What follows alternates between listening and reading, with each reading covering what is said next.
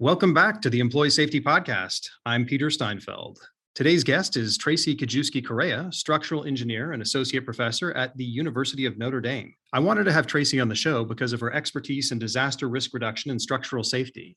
She was involved in some major disaster recoveries, including the 2004 Boxing Day tsunami in Southeast Asia and the 2010 Haiti earthquake.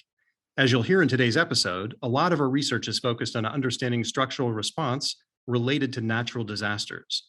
She shares some incredible stories, including her fascinating research on the recent tornado outbreak in the Midwest that just dominated the headlines back in December. I also thought that Tracy offered incredibly helpful insights about building safety, including some common misconceptions about building codes. Let's get into it. You're listening to the Employee Safety Podcast from Alert Media, a podcast for professionals responsible for the safety and well-being of their employees. Each episode features an interview with a leader in employee safety to discuss how to protect your employees from a wide array of threats, from severe weather to a global pandemic. Let's get into the show. Tracy, you've been involved in numerous projects to improve and enhance the sustainability of buildings and other infrastructure out there. What inspired you to get involved in this type of work? Well, if you talk to a structural engineer, they're often going to tell you they built Legos as a child. And that was certainly my case. What was different about my story is at age 10, the Mexico City earthquake hit. And I remember watching that on ABC News with my grandpa and seeing the search for victims. And it was a search specifically in a hospital, a place where people go to get better. And in this case, they had lost their lives. And it hit me. I was about 10 years old and living in the shadow of Chicago. I thought, wow, we could build these amazing cities. And yet this is happening still in our world.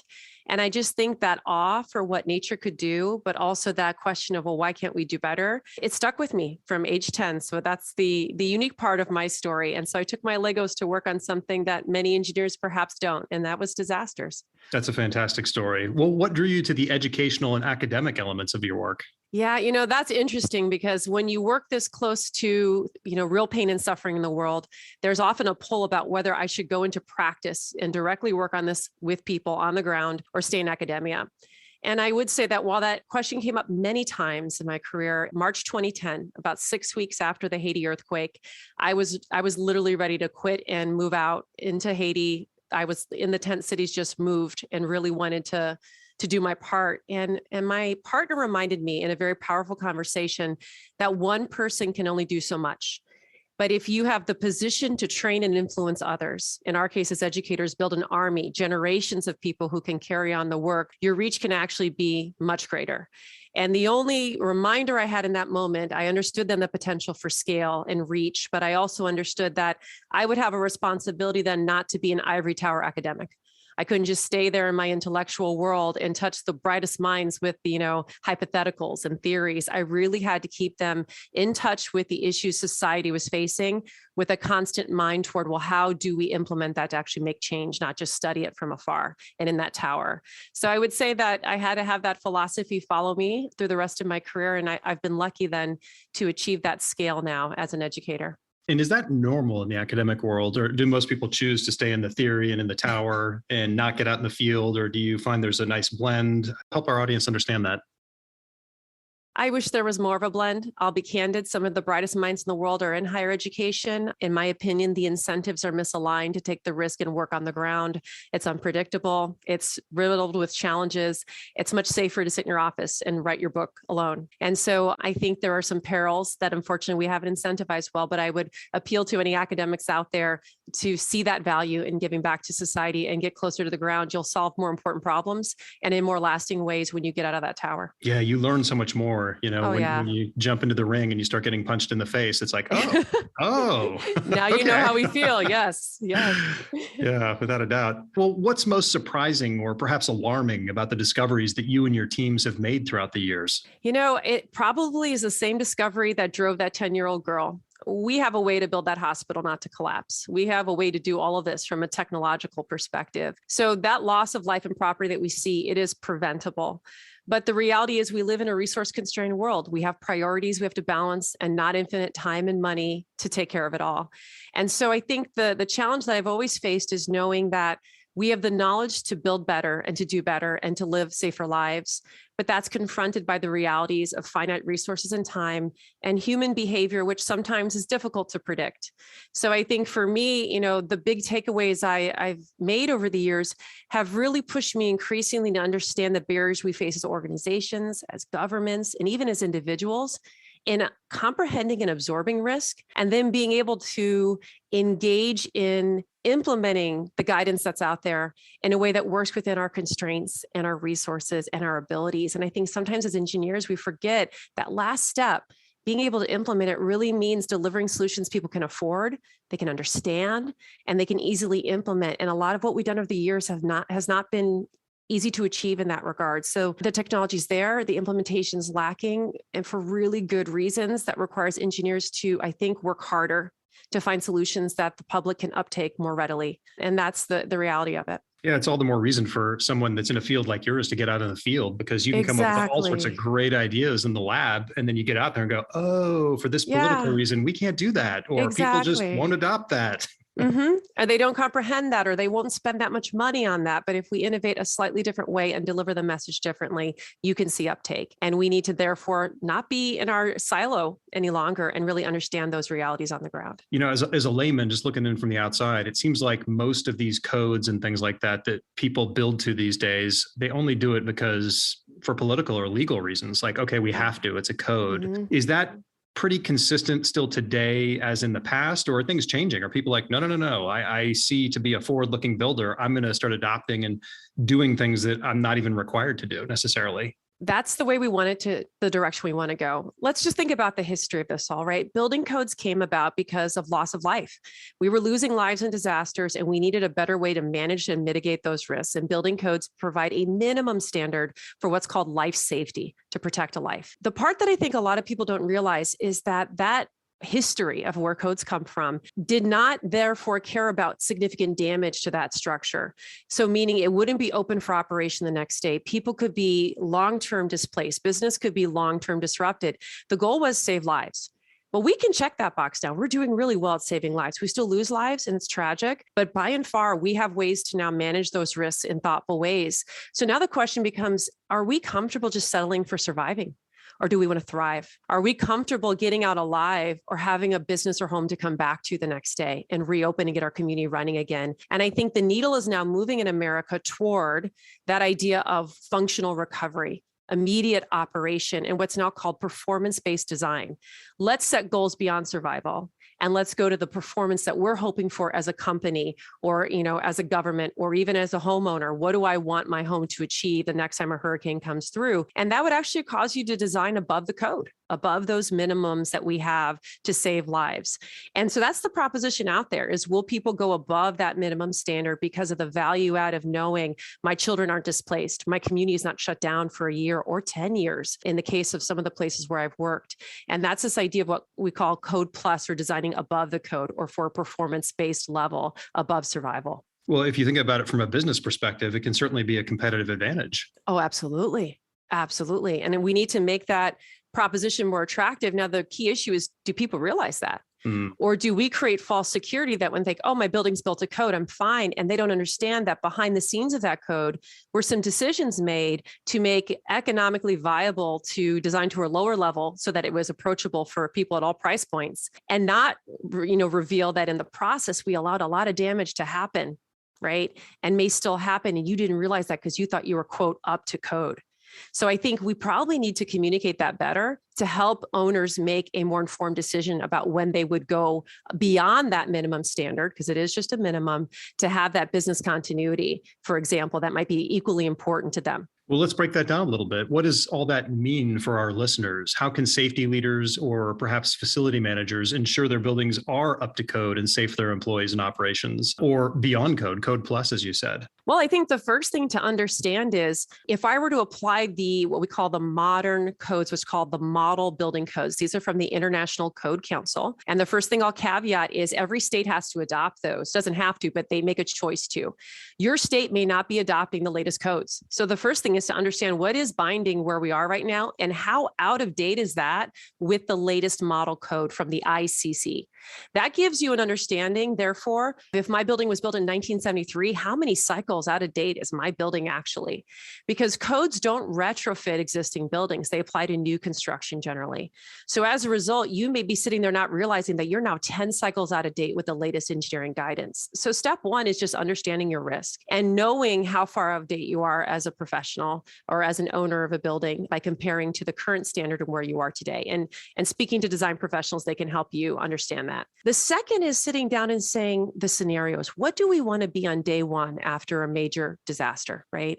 And in every part of the country, there's a different hazard you're facing. Could be a tornadoes, could be hurricanes, could be an earthquake. But I think doing some scenario-based planning is good due diligence to understand where we want to be in operations, obviously safety and security of our employees or our tenants, but then where do we want to be on day one, day 10, day 365 after an event? How fast do we want to recover? That conversation about your goals, your performance goals, may lead you beyond the code, may lead you to retrofit your structure to achieve that higher level performance. Because again, you may not have realized that not only are you out of date, but again, that the code only guaranteed survival and your goal is being open for business in 7 days. Well, that's going to create a very different set of performance standards for the physical structure, the contents inside, your operations and systems that operate within that footprint, and then the way you move and manage your employees leading up to the event and immediately after. I think all those things have to be evaluated. And I like scenarios, sitting down with scenarios and doing that exercise to think through what you hope for, and then talking to a design professional to see if the building could actually achieve that. Generally speaking, is it difficult or expensive to go through that analysis process?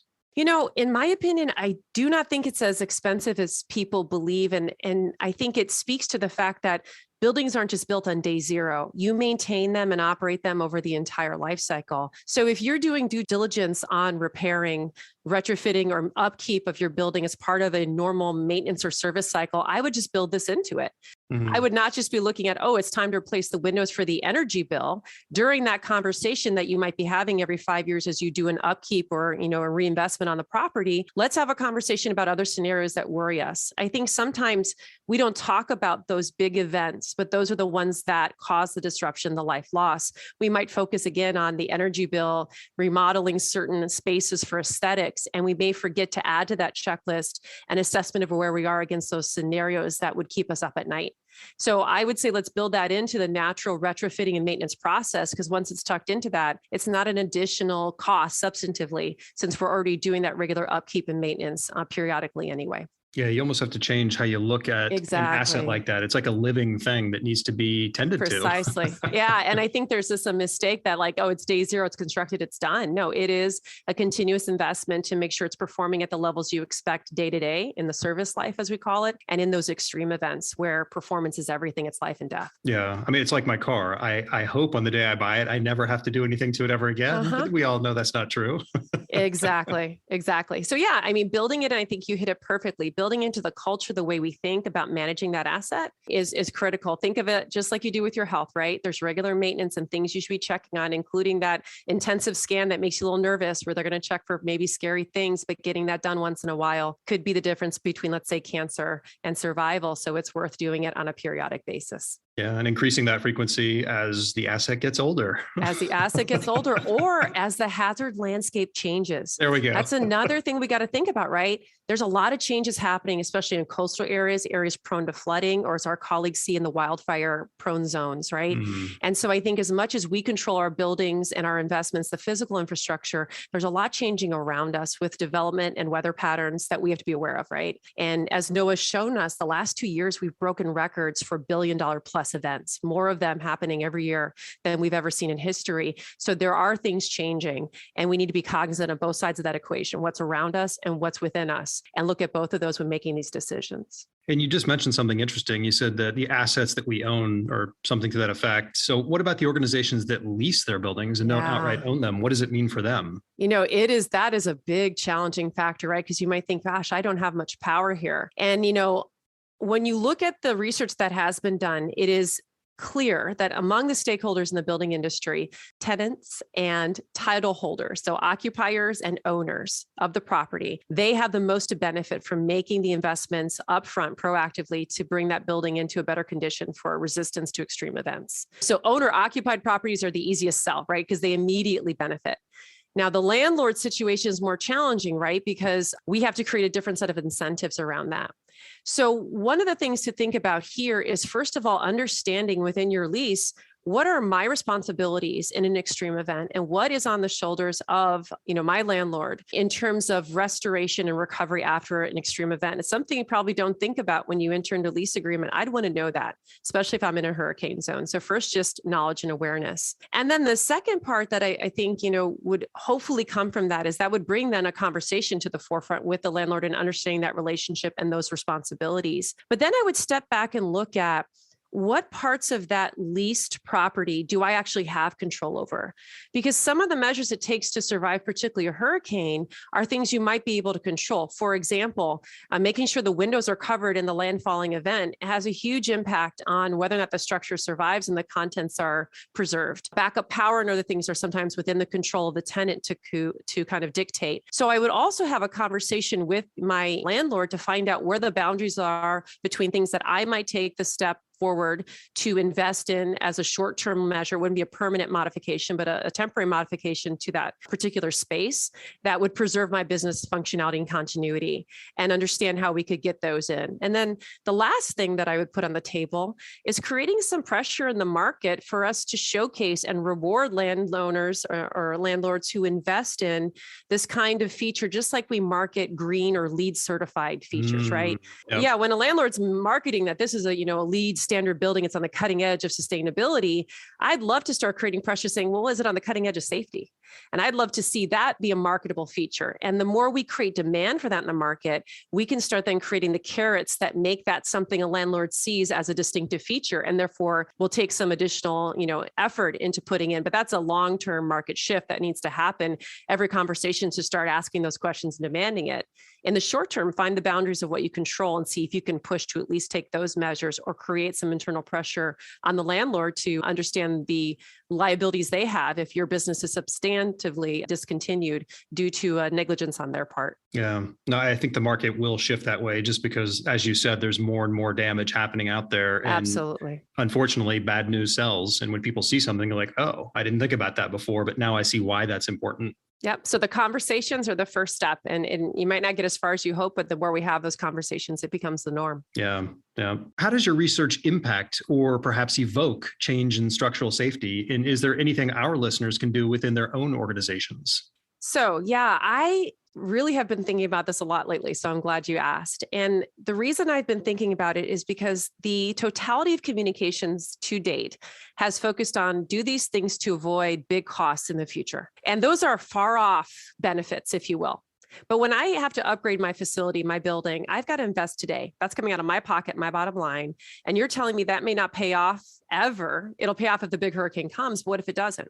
What we've seen is what we really have to start doing now is looking at how we incentivize safety and make it a part not only of the culture, but make it pay rewards today so that you get a short-term benefit for the long-term thing I want us all to do, which is build our structures more safely so we don't have the problem when the big one comes 2 decades later. But that, again, means that we have to create a culture and a marketplace that values that. So what we would like to see is a greater valuation in the real estate market for safe construction. And as I told people, we value the kitchenette, we value the nice breakout room, we value the IT, and now we value sustainability and Energy Star, all of these things that are showing greater stewardship for the environment. Shall we not do the same valuation in this idea of safety and resilience to disaster? In that regard, I would love to see that coming through as a key marketable feature on a property and something that we start creating, again, conversations around, valuing. And as our research is now showing, owners are telling us, if I would get an upgrade in the market value of my property, if I see resale value rise, because I'm going to sell this property in 5-10 years, I'm going to make the investment because it's increased the value. But if you're telling me to do all of this and I see no return on that investment in the market, why should I do it when I have other priorities or other things that are valued more? So I think we've really started to create a culture shift around how much we value and put our money where our mouth is in valuing properties that lead to a standard of safety as the hallmark of that property. And I'd love to see developers market that like they market, again, the amenities we've gotten used to seeing as valuable in properties. Yeah, how does that spark start? Is it through the developers? Is it through the commercial real estate agents? I want to go with real estate. We've looked at the research that asks questions about when we give insurance policy incentives, like credits on your insurance, credits on your taxes. Does that move the needle? Answer is no. Part of the reason it doesn't move the needle, they're just too small. And they would take 10 years to maybe, accumulate to paying off that initial investment. Second problem is that both of those stakeholders, insurers as well as the tax collector, don't have much incentive to reach out to you and tell you deserve credit. So they kind of hide the credits, they make them hard to get. And most people deserving them actually don't get it. So that's not working. The incentives are not lining up. So I think we should move toward looking at, real estate, and specifically the realtors, the people who are out there marketing properties, and the developers who are advertising assets, right, that make a property attractive. So I think real estate agents, and that would be the first area I'd like to penetrate. We've talked about looking at things like Zillow and saying, like, could you showcase on Zillow listings some positive features? I don't want to punish the properties that are, let's say, not as safe. I don't want to create sticks, but can you create carrots that celebrate this structure also has these features that will make it, immediately operational after a major hurricane, right? Backup power, all these things. I think we've got to start marketing those again as proudly as a granite countertop, right? As high efficiency lighting. So I want to move towards real estate agents and the real estate industry and trying to create some value behind that. Well, what projects have you been focused on recently? Yeah, so we've been doing quite a few things after the Mayfield tornado.